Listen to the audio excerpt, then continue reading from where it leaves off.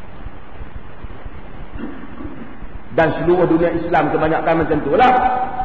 Mai hamba Allah yang kata ahli sunnah ni jaiz ni, dia buat semua dalam utusan gila tau, dia kata inilah tauhid yang sesat. Saya tak mau sebut nama dia, takut dia terkenal.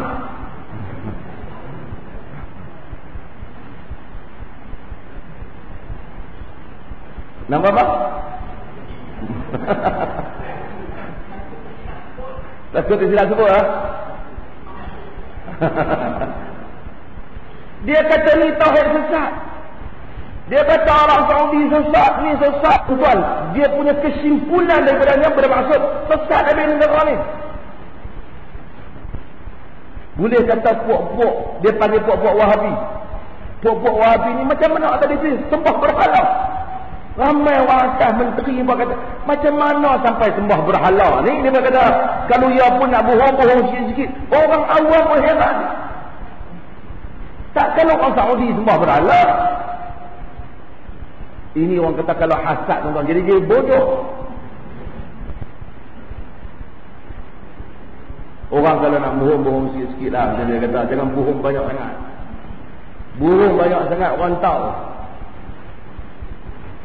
Macam saya dah kata tu kan, orang cerita kampung dia, kampungku cedok air dan sungai dia kadang-kadang dapat ikan. Main-main dia bohong. Kenapa ikan boleh ambil air sungai kampungku? Bohong sungguh tu.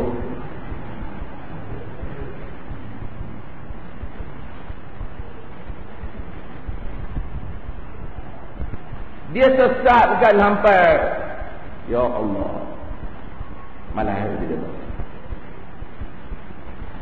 Dia sesatkan silibus pendidikan kita ubah. Orang yang komplain sifat 20, orang tak pernah kata sifat 20 sesat. Tak ada orang kata sesat. Orang kata pendekatan tu sesuai, kata sesuai. Orang komplain pendekatan, isi dia, itu ya. Mai dia bubuh-bubuh ni tu. Mereka nak tahu Puak Wahabi ni tak dulu. Tanya buat masjid dia. Masjid dia. Astagfirullah. Di Pakistan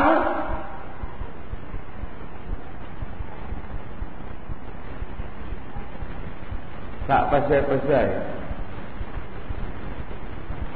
Untuk balik kita pada Imam Malik. Imam Malik bin Anas. Pada zaman dia, Khalifah Abbasi, iaitu Khalifah Al-Mansur, Abu Ja'far Al-Mansur, buat sistem angkat bai'ah dengan dia. Siapa yang rongkaikan bai'ah, maka tertalak isteri dah. Pada zaman Abu Ja'far Al-Mansur, Imam Malik bangkit menentang isu ini. Alasan laisa ala mustakrah talaq. Hadis yang hadis ini dibahaskan dengan dikuatkan oleh riwayat-riwayat yang lain, dia boleh naik pada riwayat darjat hasan dan sahih. Tidak dikira talak kepada orang yang dipaksa. Jadi ni kes ni bukan mesti sama hal lah. Saya tak dulu tu. Saya tak dulu. Imam Malik kata talak tak ada tu. Sebab Al-Mansur paksa orang ambil bai'ah. Kalau tak ambil bai'ah kan kena tindakan. Jadi orang takut pada tindakan, tapi dia syaratkan dalam bai'ah dia kena sebut, kalau aku rongkaikan bai'ah aku tak taatkan, tak setuju taat pada, maka isteri kita talak. Imam Malik kata al-akhirah, talak tu tak jatuh, kata Imam Malik, kerana orang ni termasuk di kalangan manusia yang dipaksa, termasuk di kalangan mereka yang dipaksa. Oleh kerana Imam Malik ni dia masyhur dan ramai orang suka dengan dia, lalu puak-puak hak lain ni duk tunggu Imam Malik ni buat kenyataan yang bercanggah dengan pemerintah. Bila buat dia pun cucu api, pemerintah pun dan suruh dia, katanya dia, apa pandangan hang orang yang aku dah bagi supaya kalau mereka angkat ba'ah dengan aku, kalau mereka rongkaikan ba'ah maka jatuh talak. Imam Malik kata tak jatuh talak. Selama Imam Malik dia tak kisah. Dan dengan itu Imam Malik telah disebat. Tuan-tuan, dia Imam Ali Madinah, tuan-tuan, ribuan pengikut dia baca hadis kan dia. Imam Malik disebat dan disentap dia sehingga tercabut satu tangan dia. Sebab tu kata murid Imam Malik, bila kami tengok Imam Malik dalam majlis, bila dia tak bangkit, dia pegang tangan sebelah dia ni, angkat tangan yang satu lagi, sebabkan tangan dia tercabut disebabkan dipukul oleh pemerintah dalam isu ni.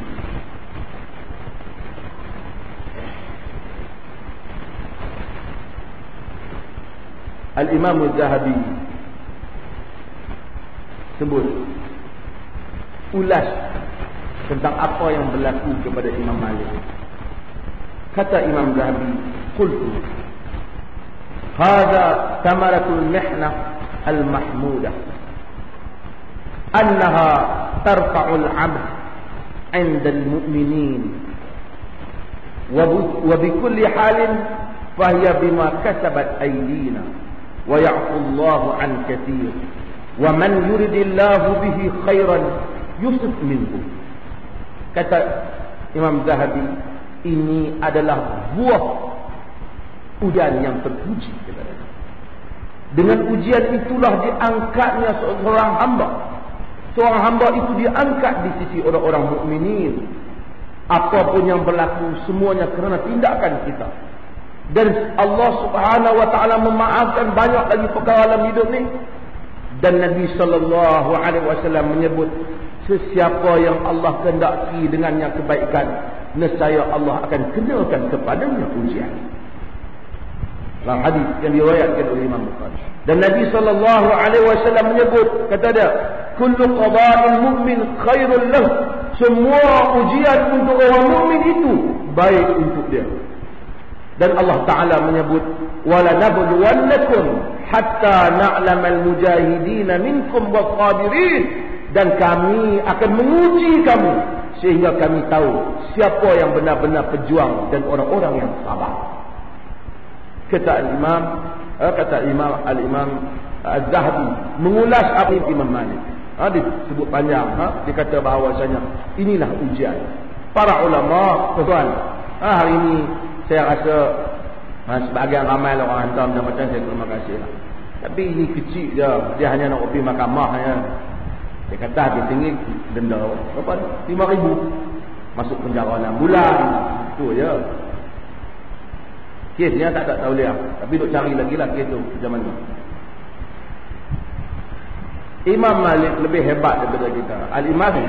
Imam Ahmad, semua mereka, Imam Abu Hanifah melalui perjalanan yang sukar ini dalam menyampaikan agama Allah Subhanahu wa taala. Mereka bukan diuji oleh orang kafir. Yang sebat Imam Malik bukan orang kafir. Yang sebat Imam Syafi'i, yang heret Imam Syafi'i daripada Yaman hingga ke Baghdad bukan orang kafir. Yang pukul Imam Ahmad, yang sebat Imam Ahmad, letak di belakang khimar dan disebat keliling Baghdad, bukan orang kafir. Yang sebat Abu Hanifah kerana menolak jawatan, bukan orang kafir. Kesemuanya mereka ialah orang-orang yang menguasai, orang-orang agama yang mendampingi pemerintah dan menghasut pemerintah.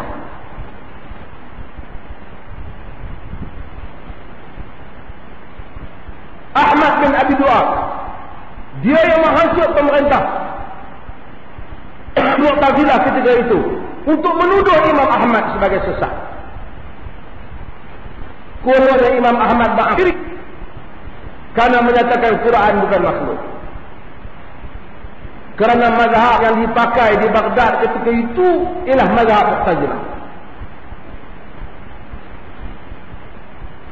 Tapi berapa orang yang ingat kepada Ahmad bin Abi Du'ad? Tapi yang orang sebut ialah Ahmad bin Hanbal, yang disebat dan dihina, diheret di atas kaldai, dimalukan di hadapan rakyat, itu disebut dengan penuh gemilang di dalam sejarah. Imam Ahmad, Imam Ahli Sunnati wal Jamaah. Imam Ahmad bin Hanbal, Imam Ahli Sunnah wal Jamaah. Orang tersebut Ahmad bin Abi Du'ad yang menggunakan kuasanya untuk menyebat Imam Ahmad. Mereka yang membantu khalifah-khalifah untuk menghina para ulama. Mereka yang menghasut para pemerintah zaman Ibn Taymiyah untuk memenjarakan Ibn Taymiyah yang telah dilupai oleh sejarah. Tetapi yang orang sebut Syekhul Islam Ibn Taymiyah rahimahullah ta'ala.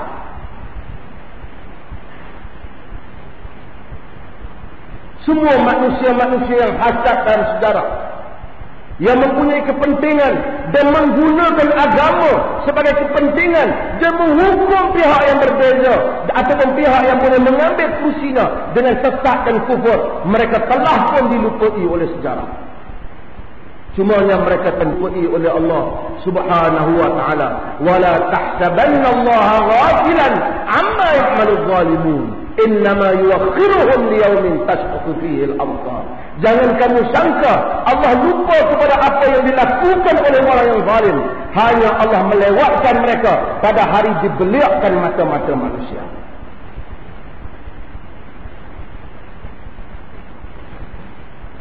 Kebanyakan yang melakukan hal ini kepada para ulama, mereka yang juga menggunakan cara. Dan inilah yang telah menimpa para ulama dalam sepanjang sejarahnya, yang jauh lebih dahsyat daripada apa yang mengenai kita pada hari ini. Ya? Kadang-kadang kita fikir tak menasabah. Ini tentu abang kalian nak tahu. Ini dia kata, bagi tahu dalam metro, saya dengar kata saya akan didakwa besok. Tapi surat sepatah apa pun tak ada. Ha? Lepas tu ini timbul kata Jumaat lah. Jumaat lagi berapa hari? 3 hari. Tak ada pun. Hari kita pergi mahkamah, dia tak main. Hari dia bagi kita tak tahu. Bila dia nak pergi surat, dia tak tahu. Saya kata kat dia, hati-hati. Sebab dia nakkan dakwa mengajar agama. Saya hari itu menghuraikan memorandum PJSM. Hari dia buat tu, dia kena definisikan adakah memorandum tu agama kan? Mengajar agama ni apa maksud dia? Tapi lebih doa sajalah, tak ada. Hadirin dan hadirat yang dirahmati Allah, insya-Allah kita buka pada soalan. Soalan.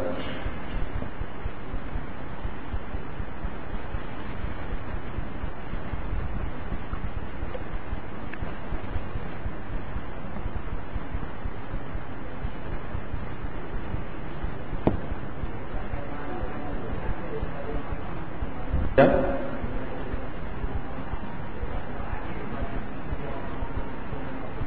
Ada? Saya tak dengar.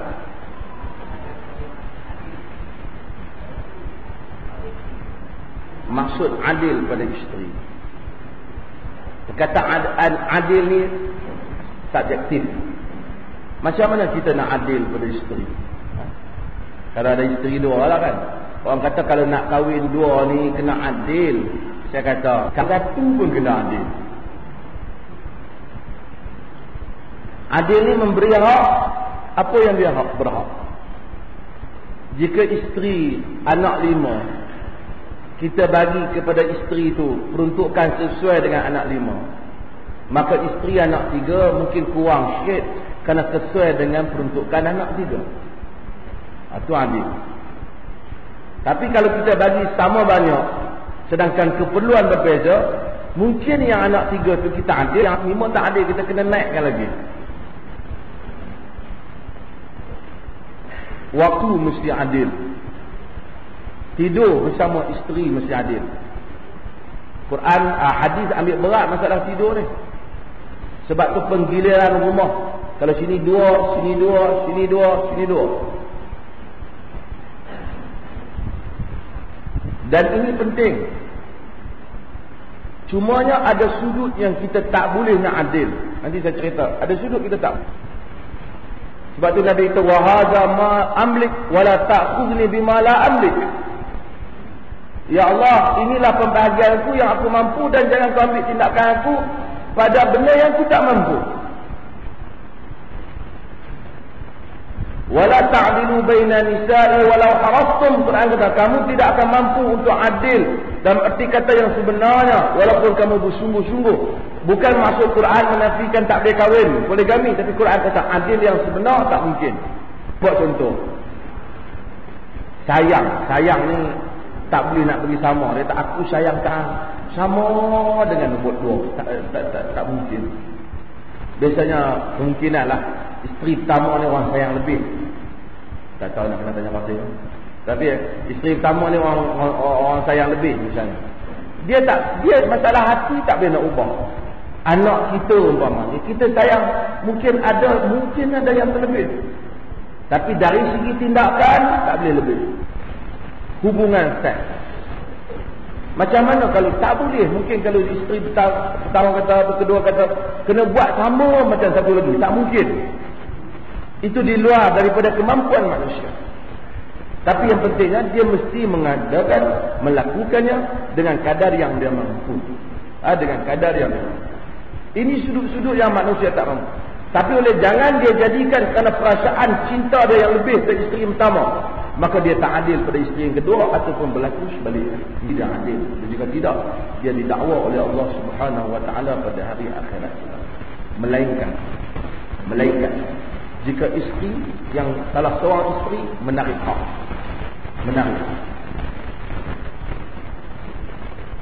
Saudah binti Zam'ah, isteri Nabi SAW, dia tarik hak dalam hadis Bukhari, dia tarik hak dia bagi kepada Aisyah. Malam dia dah berwuduk.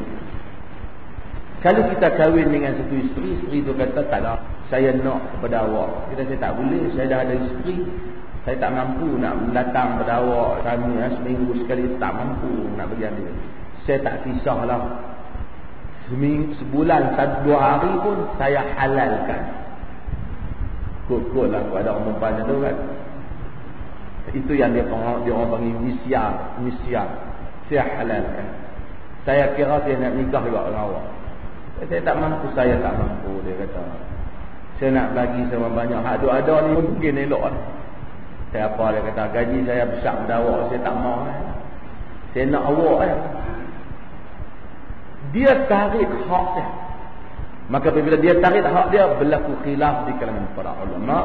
Tapi bagian ulama menyebut jika benar-benar dia tarik, kisahnya sama seperti Saudah binti Zam'ah. Dia tarik, dia bagi hak dia ke Aisyah, maka malam giliran dia tak ada. Dia bagi masa dia ada usul. Ini semua masalah adil. Tapi jika dah tahu dah kahwin, dia tak pernah syarat, dia tak pernah bagi tahu yang tu. Dia tak pernah tarik hak. Kita kena adil kepada dia. Kena adil kepada dia. Ada ya? Nak tanya ya? Dah. Ramai orang minat nikah dua orang.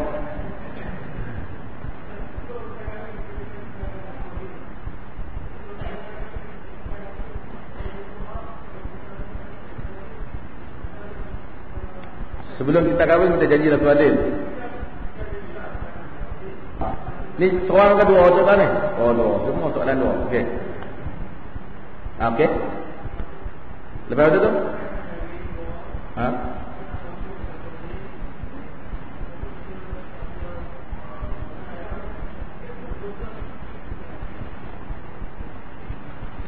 Bila sebelum kita kahwin, kita janji dengan dia kita akan berlaku adil. Kemudian kita tak lakukan keadilan, kita berdosa. Sepanjang tempoh, sama ada kita janji atau kita tidak janji, kita berdosa. Karena adil syarat yang diletakkan oleh Quran. Kemudian kita tak mampu. Kemudian kita ceraikan isteri kita disebabkan ketidakmampuan kita. Cerai itu tidak ada masalah. Tidak ada masalah. Kerana kita dah tak mampu daripada kita menzalimi dia. Melainkan dia itu sendiri menarik hak dia.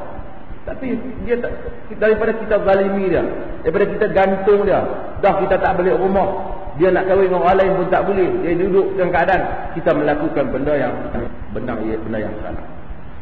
Tak payahlah kita duk pegang dengan hadis yang tak sahih yang kata aras Tuhan bergerak kerana ada orang bercerai. Tak ada.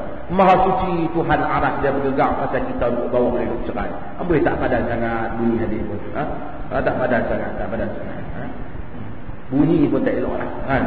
Orang kata, amboi jangan duk cerai gegak arah Tuhan. Amboi, hang cerai arah Tuhan gak. Arah hang gegak, yang rumah hang gegak mungkin tu. Arah Tuhan tak boleh. Allah Subhanahu wa taala suruh wa'ashiruhunna bima'ruf aw sarrihuhun bi ihsan. Galilah mereka dengan cara yang baik atau tinggallah mereka dengan cara yang ihsan, dengan cara yang baik juga. Kalau rasa boleh jaga, jaga elok. Kalau rasa tak boleh jaga, tinggal elok. Bagi nafkah, bagi hak anak-anak. Jangan kata cerai-cerai begitu, cerai lega anak-anak tak tanggung dah. Kita tanggung anak kita. Dan rumah tangga bukan neraka dalam agama. Saya sebut pada wanita semua. Sebab dia rasa tak boleh, dia jangan jadikan sepanjang hidup dia neraka kerana hidup dengan sebuah seorang lelaki yang tak padan. Thabit bin Qais, dia datang kepada Nabi sallallahu alaihi wasallam.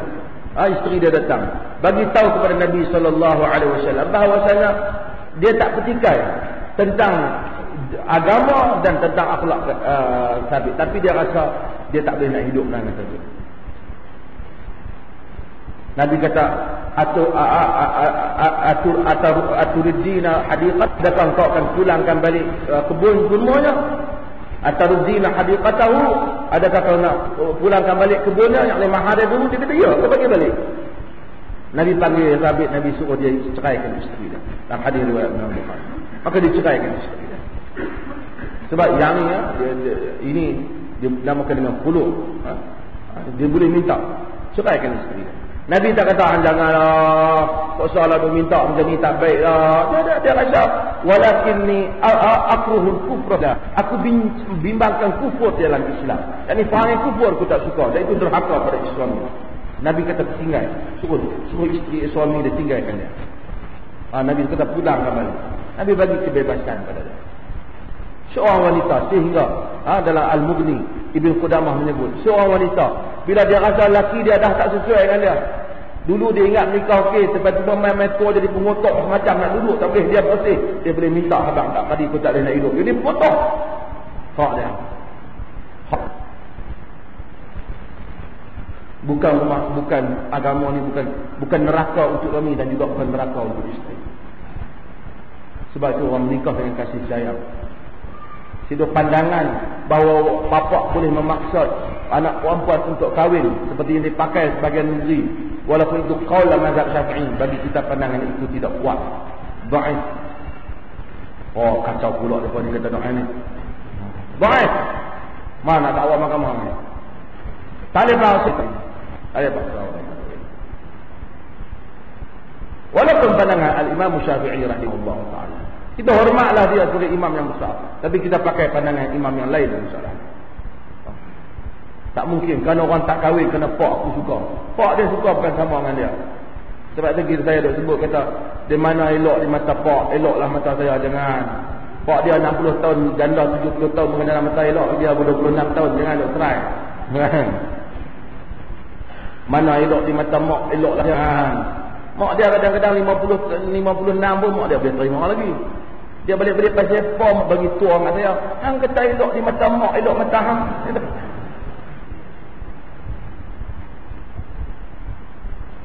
Elok di mata mak dia. Mak dia kata elok. Terasa mak dia pun ada 50 lebih kan. Kahwin dia. Sebab tu Nabi bila orang kahwin, Nabi kata anazarta ilaiha.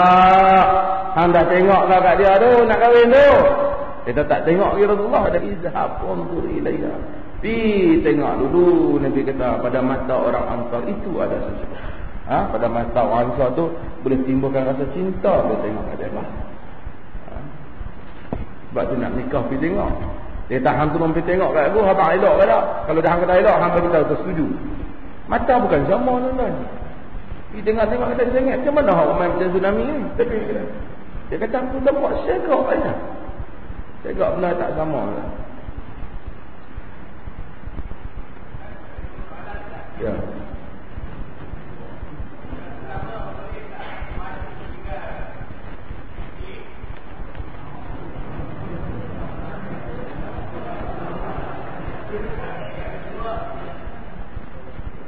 Itu soalan yang hebat. Ya.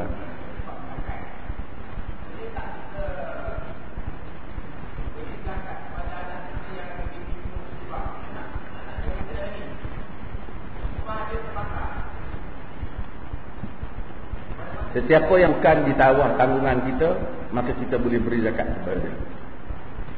Tapi bapak di bawah tanggungan anak. Anak yang belum balik di bawah tanggungan bapak. Isteri di bawah tanggungan suami. Semua ni tak boleh beri zakat. Apabila mereka dah terpisah lepas keadaan ini, maka zakat boleh diberi kepada mereka.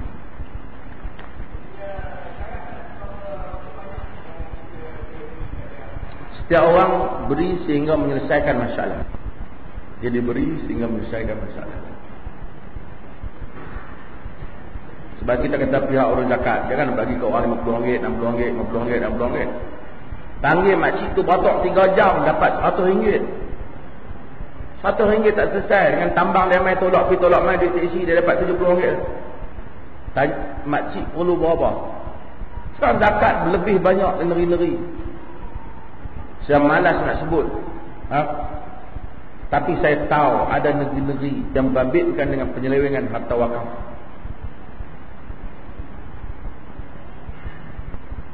Orang-orang agama ni tuan-tuan sebagainya, dia telah selesa pada kursi-kursi yang mereka duduk dulu. Sebahagian mereka, apabila ada orang pergi kucai, mereka memang dia pandai angin. Memang selesa. Gaji 5-16 ribu duduk atas kursi. Kita tak pernah tengok muka untuk mereka turun berdakwah di kampung ataupun di bandar di mana. Yang kita tahu mereka dalam majlis rasminya. Ada orang besar adalah mereka. Ada orang besar adalah mereka. Mereka duduk bersama dengan majlis-majlis yang menjadi. Lepas itu bermesyuarat di bilik-bilik ekon untuk gaji dan allowance mereka yang banyak. Mereka tak peduli apa nasib orang Islam. Kalau orang komplain, orang apa mereka nak angin. Dan mereka kata, ini menentang mainstream. Mereka mainstream. Mereka lah mainstream. Semua muka-muka yang bayar muka siapa, tak kira lah. Yang muncul. Bila mereka muncul. Dan kita tahu sebahagian yang menjadi jawatan dalam kerajaan. Kita boleh tanya orang yang menjemput mereka, berapa harga satu jemputan untuk mereka ceramah. Ada yang meletak sampai 5, 7, 8 ribu baru boleh dia main. Dan orang tahu. Cuma mereka memiliki pandai cerita lah. Dah tak ada siapa balas lagi depan tu. Dah tak ada siapa kata lagi kan. Kedudukan-kedudukan yang selesa ini, bila orang tanya tentang pergi mana ambil zakat, pergi daripada naik angin lah. Lalu mereka melancarkan jihadul akbar, jihad yang terbesar bila itu. Duit zakat daripada lebihan bagi pada orang sampai dalam mazhab Syafi'i, Imam Syafi'i sebut bagi sampai kaya. Dia rumah sengit, panggil dia bagi RM50, RM60, RM100 tak apa. Bagi dia rumah bagi.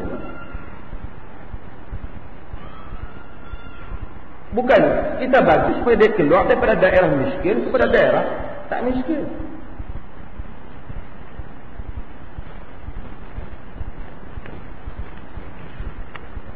Ini banyak perkara lah kalau nak sentuh banyak perkara. Sebab tu kalau betul-betul guna tuan-tuan semua harta benda negara hak agama ni, insya-Allah lah kita dah dapat menyelesaikan banyak masalah. Apakah meletakkan syarat untuk tidak dipoligami dimajukan termasuk dalam syarat batil yang dibenarkan? Dia termasuk dalam syarat yang dibenarkan. Kerana bukan wajib untuk suami menikah kedua. Bukan wajib. Dia syaratkan, kalau nak menikah dengan saya, jangan menikah nombor 2. Syarat tu boleh diterima. Kita. Tapi syarat yang dibuat kepada Abdul Wahid dan Abdul Wahab, syarat itu.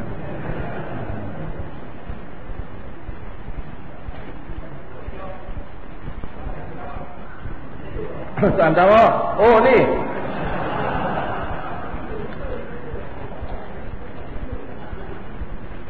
Seseorang ini berlaku perbezaan dalam para ulama. Pertama, jika satu orang duduk dalam satu rumah suami isteri dalam satu rumah, dan isteri reda, maka reda dia tu boleh memaafkan suami. Namun pada asalnya wajib suami menyediakan bagi isteri tempat dia yang tidak dikongsi. Hatta dengan kongsi dengan ibu bapa dia pun tak betul. Isteri berhak meminta supaya rumah dan tempat tinggal yang asing untuk dia. Jika dia hanya ditempatkan di rumah mak mentua dia, dalam tempoh itu sebenarnya suami tidak menunaikan tanggungjawab, bahkan isteri boleh menuntut. Maka isteri boleh tuntut supaya rumah dia yang berasingan. Tapi kalau dia kata, jom kami nak pergi duduk serumah, itu masalah dia.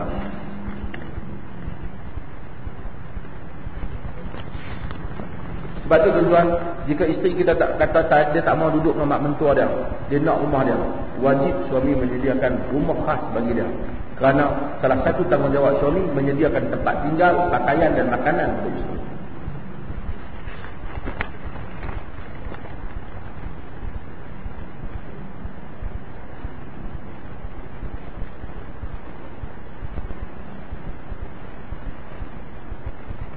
Dia kata dalam buku saya, tidak wajar bagi seorang tidak memahami ilmu seperti nasikh, mansukh, sababul wurud dan lainnya cuba mengeluarkan pendapat sendiri dalam hukum mahkam syarak hanya dengan membaca terjemahan satu hadis sahih, sedangkan hendaklah menyandarkan kepada mana-mana imam yang muktabar dan ulama yang berkemampuan. Benar tidak ada.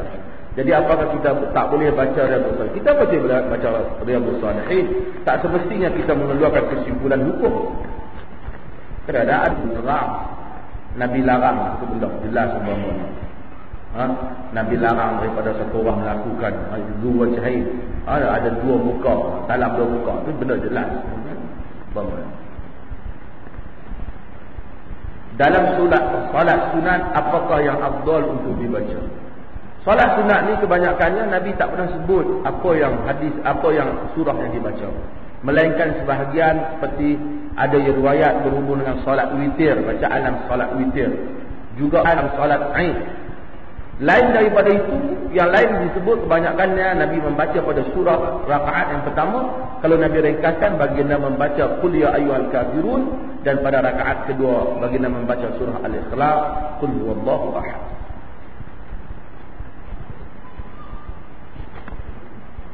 Adakah surah tertentu baca seperti solat hajat dan solat duha? Tidak ada surah tertentu. Solat hajat ni, ni kata ni dalam tu mencegah solat hajat. Tak ada ajar. Solat hajat ini para ulama berkhilaf tentang kedudukan hadis solat hajat. Di kalangan para ulama ada yang membaikkan hadis ni, ada juga di kalangan mereka yang menghasankan hadis.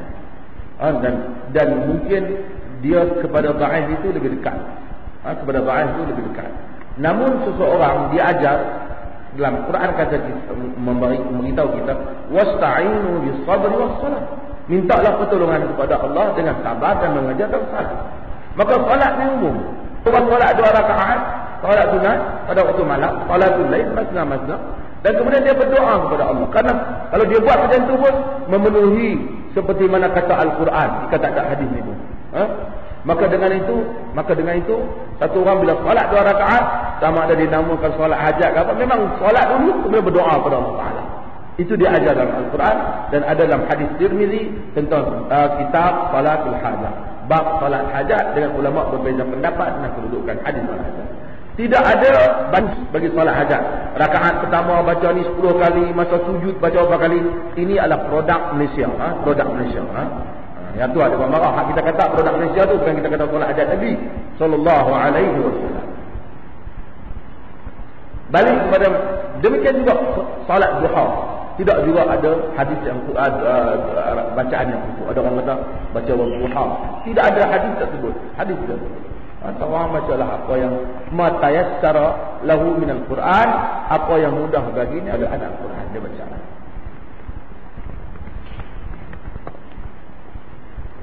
Solat tawaf, ada solat tak? Solat tawaf ada solat, iaitu 2 rakaat selepas tawaf.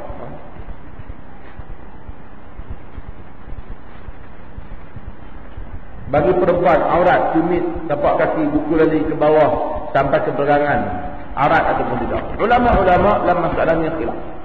Majoriti para ulama mereka menyatakan di atas hadis Asma binti Abi Bakr yang datang di sallallahu alaihi wasallam, Nabi menunjukkan hadza wa hadza, Nabi tunjuk muka dan 2 tangan, maka itu boleh dibuka oleh wanita. Namun ulama-ulama dalam mazhab Ahnaf mereka berpendapat kaki tidak termasuk di dalam aurat. Disebabkan kerana ia benda yang sukar untuk wanita tutup. Sukar untuk tutup. Kerana walaupun Nabi tak tunjuk, tapi maklum sajalah. Kerana benda ni macam mana kalau kita nak bungkus kaki. Sekarang tak pula ada token. Pada zaman hari itu, bila disuruh untuk menutup kaki ni dah satu yang sukar. Benda yang sukar untuk dimana ada aktiviti mereka. Kadang-kadang apabila masuk ke air, mereka masuk buat berkebun, maka berbagai-bagai ini sukar. Bahagian yang sukar untuk ditutup. Maka majoriti para ulama kata yang boleh dibuka dalam muka dan tapak tangan. Dalam mazhab Abu Hanifah dia luaskan sehingga kepada kaki daripada tumit ke bawah, daripada buku lagi ke bawah, termasuk bahagian yang boleh dibuka oleh wanita, kerana itu masuk perkara yang sukar untuk dilakukan. Jadi bila kita tengok benda ni, kita kata termasuk dalam pendapat kita. Saya bab macam aurat dan seumpamanya ini terdedah kepada bab ini bukan bab ibadah khususiyah, tapi bab kepada soal kehidupan manusia. Bila ia membabitkan soal kehidupan manusia, kita pegang dengan disiplin yang disebut oleh Allah dan Rasul. Dengan kita juga mengetahui agama itu cenderung kepada taysir, cenderung kepada memudahkan dalam urusan muamalah, memudahkan dalam urusan muamalah. Jika ada perkara yang sukar bagi wanita, saya nak bayangkan kalau dia kena pakai stokis biasa, kalau dia membabitkan kerja di kebun umpamanya, yang sukar juga, ataupun yang turun di air umpamanya, yang sukar bagi dia, dia sedang cari makan dalam hal-hal yang seperti itu. Wallahu ta'ala alam. Barangkali agama ini kelonggaran untuk berpegang pada seperti mana disebut dalam mazhab Abu Hanifah.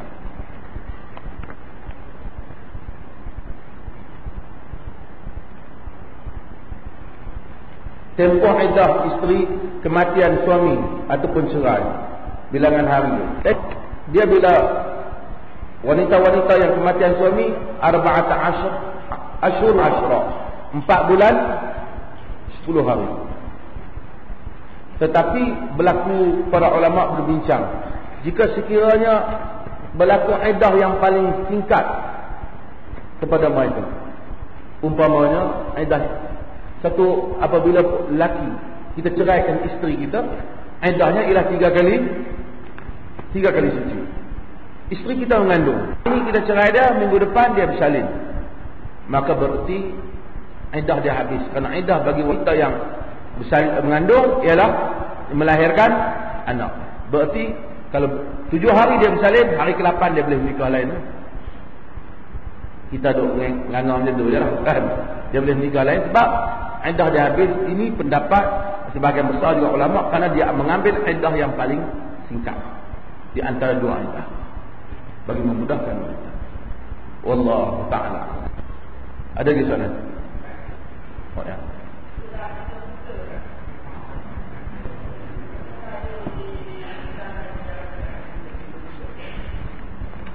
Cina tu tak buta,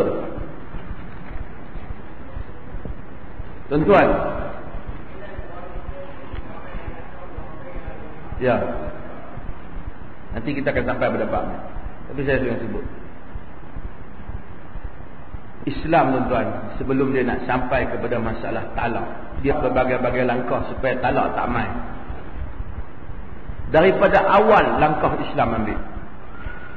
Islam kata kalau nak menikah kena cari pasangan hak sesuai. Nabi pesan belaka, Nabi pesan supaya cari hak beragama. Tunkahul mar'atu li arba', wanita dikahwini kerana 4 perkara. Nabi tak kata nikahlah perempuan kerana ada 4 perkara. Tu ustaz dan ustazah tu salah bahasa Arab. Nabi tak kata wanita dikahwini kerana 4 perkara. Maksudnya biasanya orang kahwin perempuan ni sebab 4 ni lah. Tapi hampa pilihlah hak agama ni. Tak apalah aku apa kerana muka dia lawa, apa berkenan, tu semua termasuk benda kebiasaan manusia. Pilih agama.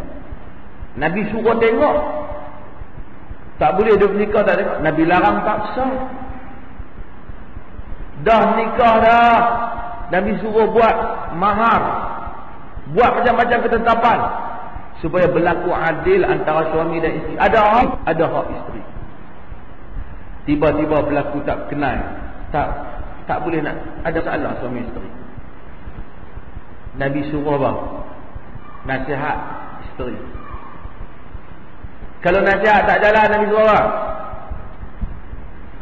Nabi suruh pisahkan daripada tempat tidur. Nas Quran, tinggalkan mereka daripada tempat tidur. Kita tinggal tempat tidur bini tak ada masalah apa. Lega dia kata, lelaki ku tak tidur aku. Jadi wadribuhun, suruh pukul. Tapi hadis kata ghair mudarrah, pukul yang tak cedera. Imam Syafi'i kata pukul dengan kayu sugi ya. Nak habaq kata aku bersungguh kali ni. Bukan kata kok kata aku nasihat tak jalan dah, tinggal tempat tidur pun tak jadi. Ni aku nak pergi pakai baju taekwondo buah kali pinggang ni gila apa kuih ni. Ada. Setakat buah sikit, tampak sikit yang tak cedera pun, yang tak pecah apa pun. Pak sikit kata okeylah. Aku nak habaq kata aku bersungguh kali ni. Tapi tak ada, aku tak heran sekarang tu. Aku duduk dalam 5 dan misalnya kan, pada pinggang tu. Dia tak peduli. Cari orang hakaman min ahlihi wa hakaman min ahliha. Carilah wakil daripada pihak suami, wakil pihak lelaki. Bincang abang dia dengan abang kita, pak dia dengan pak kita, tak mau jalan. Masa tu agama kita cerai. At-talaqu marratan. Talak ni ada 2 kali peluang. Aku ceraikan kau dengan talak 1. Dia cerai. Aku ceraikan kau. Tak payah sebut. Kalau disebut kira talak awal. Talak 1 lah. Dia kira 1. Walaupun talak 3 jatuh 1 ni khilaf kalangan para ulama, tapi saya kira talak sana pun itu 1. Pertama. Jatuh. Talak hak pertama tu isteri duduk di rumah lagi. Cuma bilik je lain. Duk guna dapur tu lagi. Dia duk masak nak tidur asing. Mata jeling-jeling macam tu ya. Duk tengah malam kita talak dia. Kena seminggu tarak aku sabak dia pun sabak, dia pun buat sedih tengok kita. Kita pun rasa tak patut aku pergi talak dia ni. Sikit sangat kes ni. Dah duduk seorang-seorang duk sofa kat luar tu, fikir panjang kita pun. Sampai ketuk dia kata aku rujuk balik dah. Dalam tempoh tu, tempoh iddah kali pertama tak ada, 3 kali suci. Rujuk balik supaya dalam tempoh berkenaan kita boleh fikir. Lepas rujuk balik, elok balik, bawa dia pun pergi makan, kita pun makan gelak tak sangka. Main sebulan 2 buat perangai pula dah. Dia bubuh sekali lagi talak. Pun agama bagi peluang fikir lagi. Dalam tempoh 3 kali suci berpisah tu, kita duduk bagi makan kat dia, dia pun duduk dalam rumah kita lagi, duduk balik fikir, cuma balik kerja duduk bilik masa tu. Lepas tu kita fikir, hak ni lama sikit. Sebulan, dekat sebulan baru rujuk. Dia kata aku rasa biar tak ada, tak boleh. Berapa kali dia tak? Pipi rujuk 2. Duduk lagi sebulan 2, nikah 3 bulan. Dia bubuh lagi sekali, 2 kali. 3 hari kena pisah. Kita pun kena tinggal rumah. Dia pun, kita kena sedia tempat kat dia. Yang ni kita. Hak ni sakanah. Pasal dah berapa kali dah proses dia tak mau. Kalau nak ikut sunnah, inilah sunnah nak talak. Talak pun tak boleh talak masa haid. Biasa bila tu nak talak? Ketika isteri suci dan tidak disetubuhi setelah haid. Dalam bahasa yang lain, kita mahu tak budak pada. Dalam bahasa yang lain, ketika suami hidup kenal tak ada dia. Masa tu baru talak. Masa tu talak tu si. Jika tidak dinamakan dengan talak bid'ah, talak bid'ah. Oh maaf apa dia sebut talak bid'ah.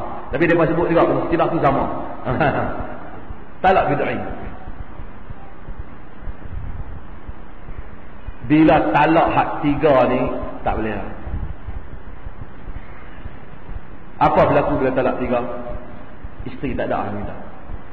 Isteri kena tunggu habis tempoh iddah.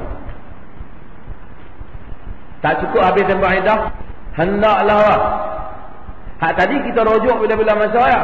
Setelah tempoh iddah, hendaklah dia dikawini oleh orang lain. Mari suami lain kahwin dengan dia. Bila kahwin dengan dia, setakat akad nikah tak boleh. Nabi kata hatta tazuqi usailatahu wa yazuqa usailataki. Nabi kata sehingga dia merasai madumu, engkau merasa. Kena tidur sekali. Kena melakukan hubungan seks. Lepas lakukan hubungan seks, kalaulah suami hak kedua tu cerai dia, kita pun dah dengar kata suami jadi gila talak pergi isteri kita, cerai dia pun cerai, kita pun duk syok. Tengah-tengah dia cerai, kata Allah, tinggal 3 hari lagi dah habis dah tempoh dah. Pak dia rojok. Kita kena tahu pasal dia cerai satu boleh rojok. Ngangak kita. Sehingga dia rojok, dia cerai, dia tak rojok dalam tempoh iddah, tapi dia pun bagi cerai 3 juga. Setelah dia cerai, kena tunggu bagi habis iddah. Setelah habis iddah, maka isteri kita, bukan isteri kita ni, open tender. Tender terbuka. Siapa saja boleh pinang dia, termasuklah kita. Kita bawa dengan anak-anak kita dulu, tolong bawa bahagian pinangan, telur apa semua, lebih kurang lagi bau ikan bawa, nak pergi pinang bekas isteri balik dengan mak dia sendiri kan. Kami main nak minang, kalau dia kata hampa pergi balik pun tak mau dah kat hak, kena pergi balik ya. Pasal hak mutlak dia, bukan nak suami isteri. Anak dia pun jadi pegawai diplomatik pertengahan, tu pujuk mak dia kata mak tak mau dah kat hak, dia tak mau. Mak dah janji dengan orang lain pergi. Selamat hari raya. Yang dikatakan Cina dah pun nak lagi faham. Tuan-tuan sebagian faham, ada sejenis manusia, dia pergi tender orang. Dia tak hampir nikah dengan suami isteri aku, hak pergi talak 3 tu, lepas tu hak kena janji, hak kena cerai dengan dia. Nikah dan mesti melakukan hubungan dan cerai dengan dia. Dan inilah yang berlaku kalau baca dalam buku Ayahku Hamka, penyalahgunaan golongan agama di Indonesia. Dia sewa puak-puak ni, laki-laki yang ngok-ngok Mana isteri yang kena talak 3, yang duk teringin nak balik kat suami, suami pun teringin nak balik. Oleh kerana mereka tu kuat sangat dengan mazhab ni Syafi'i, sekali talak silap talak 3 jatuh 3, maka depa pun ni lepas tu habis tamat iddah, dia tok kadikan kahwinkan orang hak sewa masuk pergi dalam bilik dan melakukan hubungan seks dan keluar kemudian talak, kemudian tunggu pula tempoh bagi tadi masuk balik. Itulah yang dinamakan dengan Cina buta. Perbuatan itu pada zahirnya kalau berlaku macam boleh kahwin balik, tetapi tujuan perkahwinan yang sedemikian itu seakan-akan macam nak menghalalkan, akan mencari jalan untuk perkara yang Allah Subhanahu Wa Taala larang, diupah, dikahwin tetap. Kalau kita kahwin, mana boleh kahwin dia dengan hang kahwin berbayar, hang perlu kahwin dengan dia tak janji yang cerai lah. Tapi kalau dah berlaku, kita anggap sah lah. Sekurang-kurangnya memang denda balik lah kat suami tu. Isteri dah tidak orang lain balik lah. Dan suami isteri berhak lepas itu. Dan perbuatan Cina buta ni perbuatan yang memalukan. Sebab mana orang, ada manusia kahwin bukan kerana maruah, kahwin nak dapat duit, lepas tu cerai. Kalau dia kita upah satu orang kahwin, dia kahwin dengan isteri kita, kemudian dia tak mau cerai, kita nak bawa, tak boleh bawa. Dia tak duit dah ambil, tak boleh kita kata macam satu perwakilan tu, siapa ambil duit ni untuk di akhirat, itu apa? Kita kan? Ini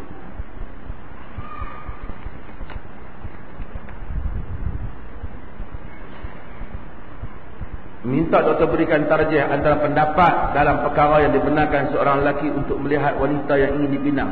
Apakah terbatas pada muka dan tapak tangan saja dan termasuk anggota lain yang boleh dilihat? Ini berlaku perbezaan di kalangan fuqaha. Majoriti fuqaha menyatakan muka dengan tapak tangan saja.